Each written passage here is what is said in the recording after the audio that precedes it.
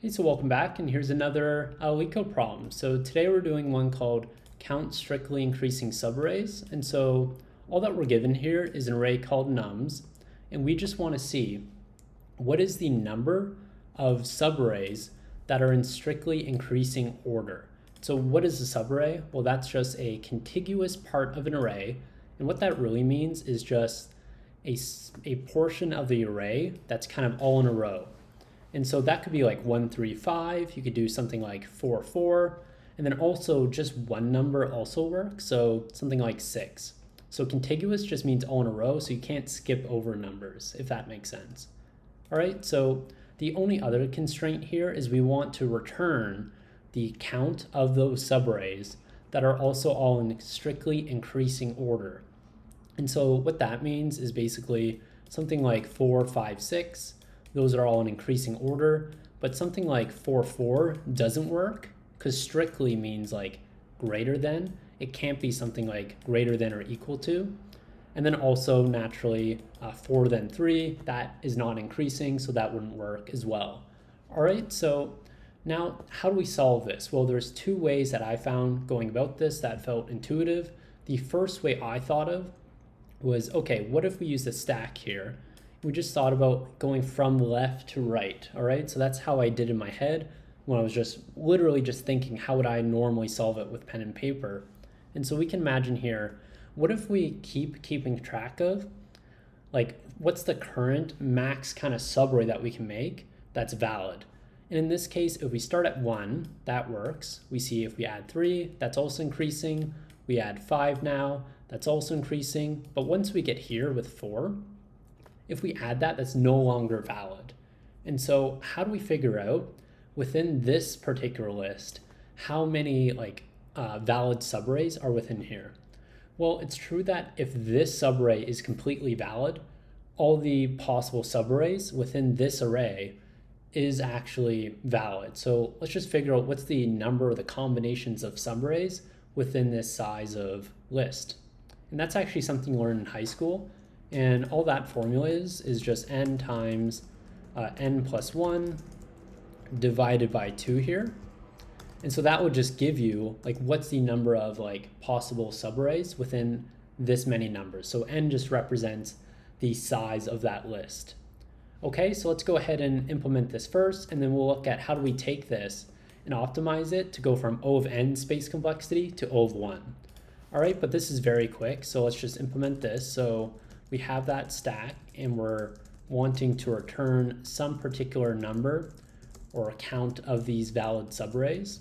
And so let's just iterate in a for each loop for every number in this list. And we just say, okay, what's invalid? Well, that's going to be if we have something in our list and what's at the top of our list is actually greater than or equal to the current number. And so that means, okay, we're now adding a number that's not increasing anymore, so it's no longer valid. And so we just want to add to this result basically that mathematical function. And so we'll just create that here in a lambda function. So it's going to be number of subarrays, like so. And so it's a lambda where we just pass in the length of the stack, and we're just kind of outputting that math formula like so. And so we just want to wrap this in brackets here and just convert it to integer because we don't want to float. All right, and so with each iteration, we're just calling this particular lambda function with the length of our stack. Oh, I think I needed to add if stack and, there we go. And so from there, we then just want to reset our stack to empty again. And with each iteration, well, we want to just be adding that new number to our current list that we're building up. All right, and that's just going to be like that. Okay, so the only other edge case is once we exit this for loop here, we didn't actually add the last possible stack here. So it's just a final edge case of at the end here, we want to once again call this function on the length of our current stack, like so. So let's go ahead and try running that. And success. So this runs in O of n space and time complexity, but we can actually find a clever way to do this in actually O of 1 time complexity or space complexity, sorry. and that's using something called, I think it's called kadane-ish is the saying. It's kind of you kind of work with a popular algorithm and tweak it in a way that works for this problem. And so all that's going to be is, all right, how you should think of it is when you're looking at this from left to right, all right? So we have the number 1, that's valid. And so this basically, if we look at our current set that we're looking at, and then also the length, we're going to kind of be building up basically our result. So we want to return the count here. So this is kind of 3 things we're keeping track of. And so the current length is 1, and the count, well, that's 1 possible valid subarray. But then we look at 1, 3, right? That's the next subarray. And so this has a length of 2. And what we're introducing here is this possible subarray, that counts as 1, but then also 3 itself works, just how 1 itself works. And that's why we're going to add 2 here, or the length, to our count to get 3 possibilities. And then finally, we're going to get to the last one here, which is essentially, okay, what about 1, 3, followed by 5? Well, that has a length of 3, and we're simply just going to add that length to our count, which is then 6 here, because, well, 1, 3, 5 works, 3, 5 also works, and then 5 itself also works. And so just to prove this, if we use my mathematical formula, it does the exact same thing, which is n times n plus 1 divided by 2. And so what that is for this case of length 3, because 1, 3, 5, or this subarray has 3 here. So it's basically 3 times 3 plus 1 divided by 2, which is essentially, if we evaluate that, that's 4 times 3, which is 12, divided by 2. And that gets us this count of 6 here. All right, so let's go ahead and implement that. So all that we're going to have to do is we want to return some particular count here, which is initially 0.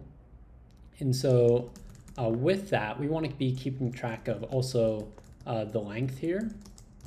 And so we're just going to be iterating through for every number in this range. So for I in the range of the length of the numbers. And so with each iteration, we just want to say, okay, well, how do we make sure that's also always an increasing order here? So what you can imagine is that, well, the previous number is also going to be equal to 0, like so. And so from here, we can say, okay, well, with each iteration, well, the length is going to increase by 1. And the previous number is always going to be, well, what the current number is. And so that's just going to be basically nums at I. Or I guess we can just enumerate this like so. So for every number within here, for every number in nums. So then, okay, if our previous number is greater than or equal to our current number, then we know that it's no longer a valid subarray here. And so we're just going to say, okay, in that case, let's just add, or let's just reset our length back to 0, because that's no longer valid, right? We want to kind of reset our subarray. But that one other thing here is that with each iteration, we want to be adding the current length to our count. So all that's going to be is basically, okay, our count is going to be basically this length size. So let's go ahead and try running that like so. Let's just see what that error is for I. So for every previous, I just switch that to a for each loop. That's just why.